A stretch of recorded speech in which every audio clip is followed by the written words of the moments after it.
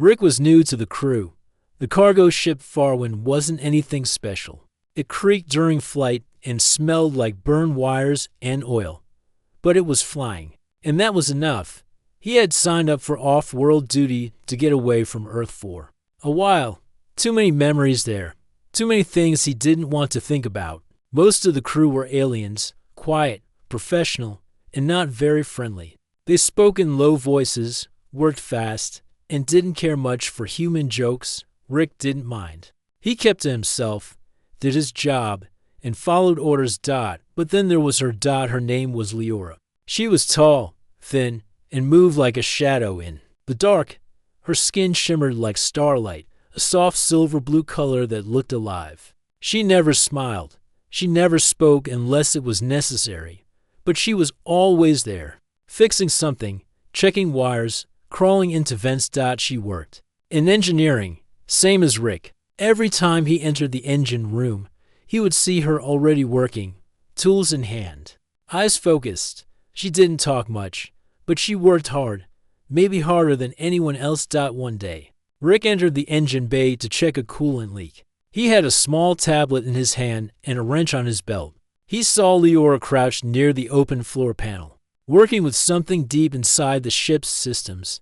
She didn't say anything, just kept working. Rick stepped quietly, trying not to disturb her. He leaned against the console, checking the tablet screen. Then it happened. Leora shifted her position. Slowly, carefully, she bent forward over the open panel, reaching for a tool. Her body moved with grace, not on purpose, just naturally. Rick looked away fast. He didn't want to stare.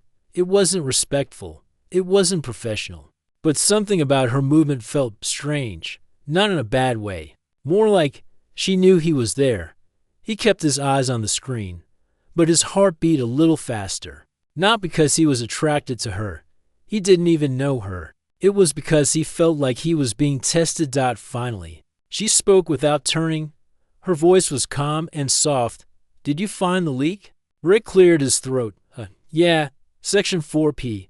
Might be a busted valve. She nodded, still not looking at him, still bent forward, still working. The silence stretched. You always work alone?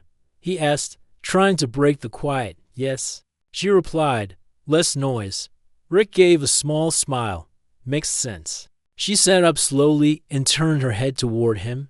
Her eyes were deep silver, almost glowing. She stared at him for a moment, as if studying him. Then she looked back at her work. Rick felt awkward, not because she had done anything wrong. She hadn't. It was just, he wasn't used to this kind of silence. Back on Earth, engineers laughed, shouted, cursed, shared snacks. Here, it was like working with ghosts. He turned his focus to the leak, pulling off a panel nearby. He could feel her presence beside him. But they didn't speak again for the next 30 minutes. Just quiet work, soft tool sounds, and the hum of the ship. As they finished, Rick stood up and stretched. He looked over at her, thinking she might say goodbye or something. But she just gave him one long glance, unreadable, and walked away. That night, Rick sat in his bunk, staring at the ceiling. He kept thinking about that glance. It wasn't rude. It wasn't cold. It was curious. Like she had seen something in him and wasn't sure what to make of it. He shook his head and closed his eyes. You're overthinking, he whispered to himself. But deep inside, something told him this wasn't the last time she would surprise him. And he was right. The next few days passed quietly. Rick tried to stay busy, checking systems, running diagnostics, and staying out of the engine bay when he didn't need to be there. He didn't want to make things awkward. Leora hadn't done anything wrong, and he hadn't either, but he still felt strange around her, like he'd stepped into something bigger than he understood. During meals, she sat alone, always at the corner of the galley, her tray neatly arranged. Her eyes focused on her food or a small screen. The rest of the alien crew didn't talk to her much. They nodded, sometimes said a few words, but never stayed long.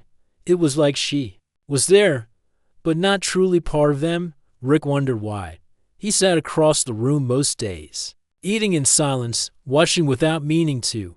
She was quiet, calm, and focused, always. But she also looked lonely. One evening, after a long shift, Rick walked into the engine bay to log a few updates. He didn't expect her to be there, but there she was, sitting on the floor with parts spread around her, building something. He paused. "Hey," he said gently. She looked up, surprised for a second, then nodded. "Hello." Rick walked over, curious. "What are you working on?" "A stabilizer node. Broken. Replacing the coil." He crouched beside her. The coil was tiny, fragile looking, with silver wires wrapped around a small crystal. "You do this kind of work often?" "Yes," she said. "I fix things." Rick smiled. "Same." They sat in silence for a few moments, watching the tiny sparks from her tools as she worked. Rick noticed how steady her hands were, how focused her eyes stayed. "You're good at this," he said. "I have been doing it a long time." Rick hesitated, then asked, "How long have you been on this ship?" "4 years. And before that?" She paused, then said, "Another ship, and before that another." He didn't push further. She seemed like someone who only shared what she wanted to. But then she looked at him and asked something unexpected. "Why did you look away?" Rick blinked. "What?" "That day, when I bent forward. You looked away quickly. Why?" He scratched the back of his head, feeling heat rise to his face. "I didn't want to make you uncomfortable. I wasn't trying to, stare." She tilted her head. "Many do. They don't look away." Rick stayed quiet. "You did," she added softly. "It was different." He looked at her, confused. "Was that a test?" "No," she said. "A habit. From old days. I used to be around those who only saw what they wanted to see, not what was really there." Rick nodded slowly. "I get that." They worked together in silence for a while. Rick handed her tools, held wires steady, and watched how she moved with careful grace. He wasn't thinking about how she looked anymore, just about how much pain she might be hiding behind those calm eyes. After the repair was done, she sat back and looked at him. "You're not like most." Rick smiled a little. "I get that. A lot, usually from people who are about to leave." "I won't leave," she said quietly. He looked at her, surprised.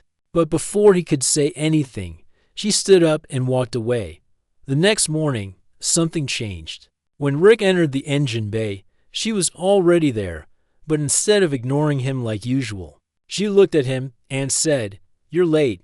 He laughed. "Only by 5 minutes." She nodded and handed him a tool. They worked together for hours. It felt natural, like they had done this for years.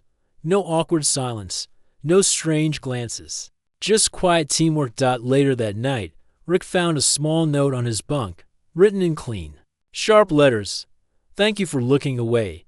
He held the note in his hand for a long time, staring at it, wondering how someone so silent could say so much with so few words. He smiled to himself, folded the note, and placed it in his locker. Whatever was happening between them, it was just beginning. Rick woke up the next day with a strange feeling in his chest. It wasn't fear, and it wasn't excitement. It was something in between, like he was waiting for something, even if he didn't know what it was. The note from Leora still sat in his locker. He hadn't told anyone about it, not that anyone would care. The crew kept their distance. No one asked questions. No one shared stories. Everyone just worked, ate, and slept. But things were different now, at least with her. Rick found her in the engine bay again, working on a pressure control panel. She didn't say hello, but she moved aside slightly, making room for him. It was a quiet invitation. He stepped in and began helping Dot as they worked. Their hands moved in rhythm, unscrewing bolts, checking levels, replacing parts. They didn't speak much. They didn't need to. After an hour, the job was done. Leora stood up and brushed off her hands. "You learn fast," she said softly. Rick smiled. "Good teacher." She didn't smile back, but her eyes softened. She turned and walked away. But this time, she stopped at the door and looked back at him. Just for a second. That evening, Rick couldn't sleep. He sat in the galley alone, drinking warm nutrient tea. The lights were dim. The ship hummed around him, steady and quiet. Then footsteps. He looked up and saw Leora walk in. She had a small device in her hand, something she had been repairing earlier. She didn't speak, just sat across from him and began working. Can't sleep either? Rick asked. No, she replied. To quiet. He chuckled. You like quiet. Not that kind, she said.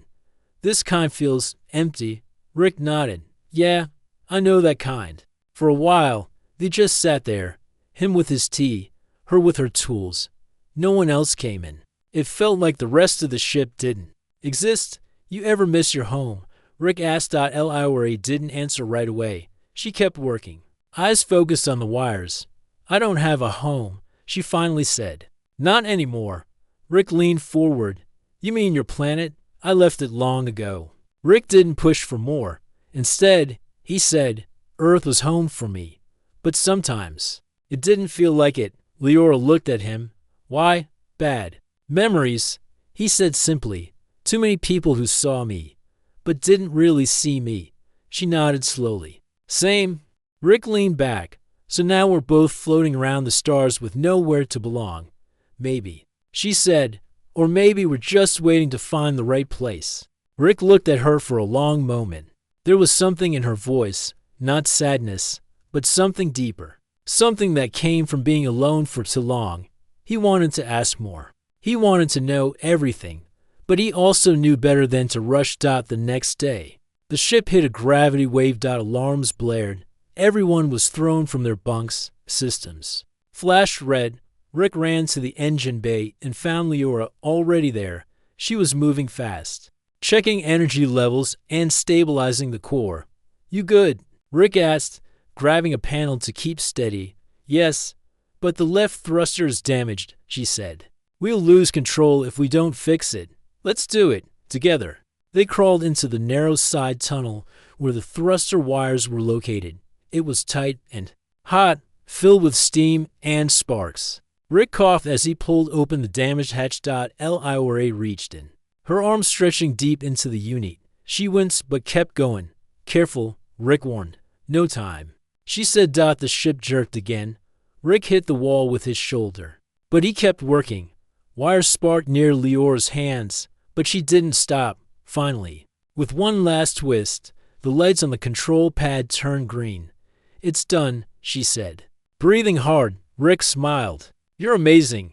Leora looked at him, not with pride, but with something more vulnerable. I had to be, she whispered. No one else ever helped me. Rick felt something shift in that moment, not just in the ship, but in the space between them. He reached out, gently touched her hand. You're not alone anymore, he said. She didn't pull away. After the gravity wave, the ship drifted for 2 days while the crew made repairs. During that time, something changed between Rick and Leora. They didn't talk about it, but they didn't have to. There was a quiet understanding now, a feeling of trust that hadn't been there before.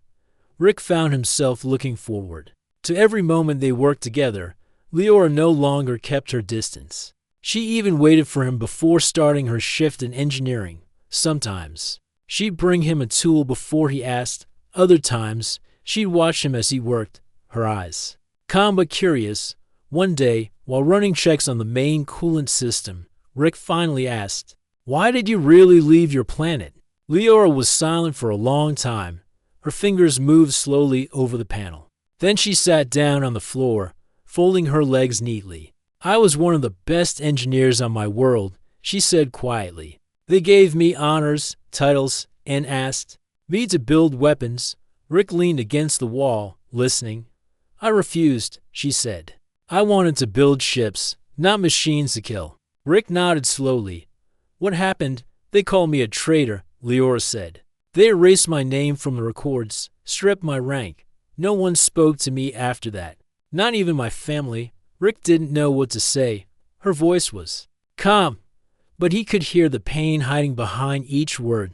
I left before they could exile me. She continued, Join this cargo crew to stay far from war and far from people. Rick walked over and sat beside her. People like you shouldn't be forgotten. What you did, that took courage. She looked at him. You really think so? Yeah, he said. You stood for something when it mattered. Leora looked down at her hands. I didn't expect anyone to understand, especially Nana. Human Rick smiled. We're full of surprises. The ship's lights flickered for a second. A soft beep came from the control panel. Energy levels are steady, Leora said, standing up. We can start moving again. Good, Rick said. I'm starting to miss the stars. That night, the crew gathered in the main room to hear a message from the command center. A human voice came through the speakers, warning about nearby pirate activity. Trade ships were under attack. All ships in the area were advised to stay away or help if they had enough defense. The captain, an old alien with 3 glowing eyes, looked around the room. We are not a battleship, he said. We will avoid the trouble. Most of the crew agreed, nodding in silence. But Rick stood up. We have to help, he said. The crew looked at him like he was crazy. You are human, the captain said. You feel things strongly. But this ship is slow, old, and weak. Rick looked around. There are people out there who might need us, and we might die if we go near the fight. Another alien said. Rick clenched his jaw but said nothing. More. After the meeting, Rick sat alone in the cargo hold, staring at a cracked wall panel. Footsteps approached. He didn't look up. He already knew it was her. You still want to help them? Leora said softly. Yeah, Rick replied. I know we're not strong, but we have to try. She sat beside him. You remind me of someone I once knew. Someone good, he asked. Someone brave, she said. They sat there for a while, side by side in the dim light. Then Leora said something that surprised him. I'll help you. Rick turned toward her. Are you serious? She nodded. I know this ship better than anyone. If we work together, we can make it stronger, just enough to stand a chance. Rick smiled. You really trust me that much? I trust that you'll try, she said, even if we fail. Rick reached for her hand and gave it a light squeeze. Then let's get started. For the next 3 days, they worked non-stop. Rick upgraded the ship's defense systems using parts he had saved from old repair jobs. Leora rewired the engine core for faster power output. They didn't sleep much. They didn't stop. They just worked side by side, like they had been doing this forever. The other crew members watched but didn't interfere. Some even helped a little, quietly, without saying much. On the 4th day, they received a new distress signal. A nearby medical transport was under attack. Rick looked at Leora. She nodded. They ran to the control room. We're going, Rick told the captain. The captain stared at them for a long time. Then he stepped aside. Your choice, he said. Your fight. Rick sat in the pilot's chair. Leora took the co-pilot's seat beside him. The ship turned toward danger, not because it was powerful, but because the people refused to stay silent. The ship moved faster than anyone expected. Rick's upgrades and Leora's rewiring had worked. The engines hummed with new power. It wasn't a warship, but it didn't feel like a simple cargo vessel anymore either. It felt ready. Rick sat in the pilot's chair, eyes focused ahead. Leora was beside him, calm and alert, fingers on the navigation controls. Estimated time, he asked. 15 minutes, she replied. But the signal's getting weaker. Rick's face tightened. Then we go faster. Behind them, a few crew members stayed quiet, watching the screen. Even though they had no orders to fight, they followed anyway. Not because they believed in the mission, but because they believed. In Rick and Leora. As the stars streaked past, the distress signal grew sharper. Static filled the speakers. A human voice broke through. This is Med Transport 50. Shields failing. Repeat hostile ship in pursuit. Requesting any help please. They're close. Leora said. One hostile vessel. Light class. Pirate model. Weapons, Rick asked. Plasma cannons. Not very strong, but faster than us. Rick stood up and moved to the small weapons panel he had patched together himself. It wasn't much, just two pulse turrets and a shielding boost system. But it was all they had. Ready the shield buffer, he said. We'll draw their fire. Leora gave him a glance. You sure? They're targeting the med ship. We can take a few hits if we time it right. Then we'll time it right, she said, her voice steady. As they dropped out of faster than light speed, space came back into view, dark and endless. The med ship floated ahead, limping and smoking. Behind it, the pirate vessel circled like a predator. Rick didn't wait. He pushed the ship forward. "Activate shields," he shouted. Liora did. Blue light wrapped around their hull as the enemy ship turned toward them, surprised by their arrival. The pirate fired. A blast hit their left side. Sparks flew from the control panels. Shields holding. Leora called. Rick fired their turrets. The shots hit the pirate's wing. Not enough to damage, but enough to warn. "Get ready to spin us around," Rick said. "We'll block the med." Ship understood. Rick grabbed the intercom. "All crew, brace for impact." They spun hard. The ship groaned under pressure, but Leora's hands guided it with skill. They came between the pirate and the wounded med ship. Rick opened a channel. "This is independent ship Farwind. Stand down and retreat." There was no reply. The pirate fired again. Another blast shook them. Red lights flashed, shields at 60%. Leora said, "We can take 3 more hits." Rick's hands flew over the console. He rerouted backup power to the shields and activated the pulse turrets again. The second volley hit the pirates' front.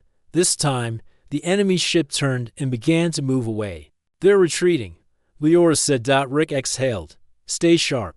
They might loop back." For several minutes, the space around them stayed still. Then the med ship sent a signal. "This is Med Transport 50.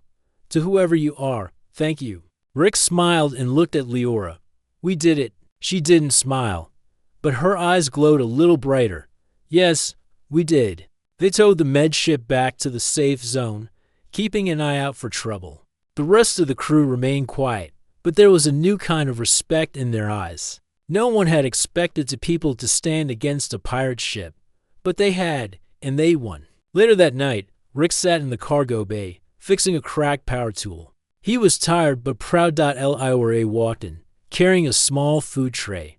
Without a word, she sat beside him and placed it down. "You didn't eat," she said. Rick looked at her. "Was waiting for a dinner invite. Then now you have one?" They shared a quiet meal. No one else came in. Just them and the soft sound of the ship humming. After they finished, Rick looked at her and said, "You didn't have to help me. Not with the upgrades. Not with the fight." Leora looked at him.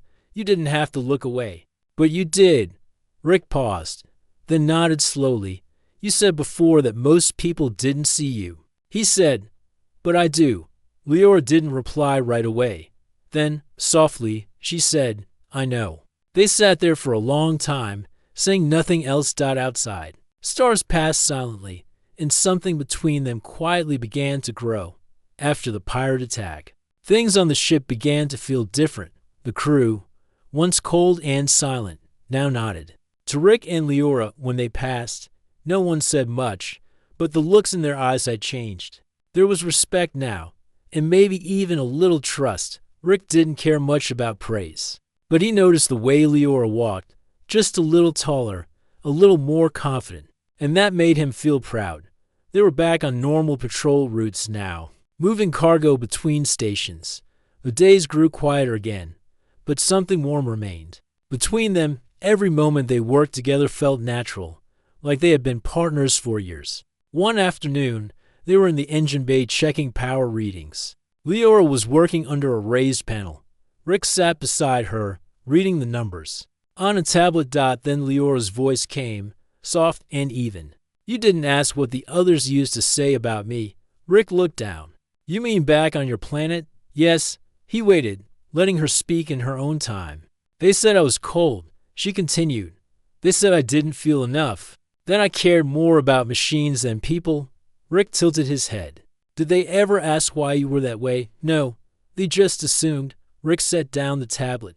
"They were wrong." She didn't respond right away. Then, while still lying beneath the panel, she said something that caught him by surprise. "I only ever wanted someone to see me. Not what I looked like, not what I could build. Just me." Rick felt something deep in his chest shift. "I see you, Leora," he said quietly. She slid out from under the panel and looked at him. There was grease on her cheek, and her silver blue skin shimmered under the dim light. "I know," she said. For a long moment, Neither of them moved. Then the alarm rang. Red lights flashed across the control board. Rick grabbed his comm device. "What's going on?"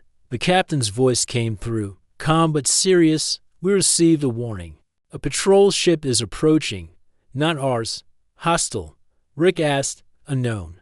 But we are to prepare for inspection." Rick and Leora rushed to the bridge. Outside, a large ship was heading their way. It didn't carry pirate markings, but it didn't belong to any known fleet either.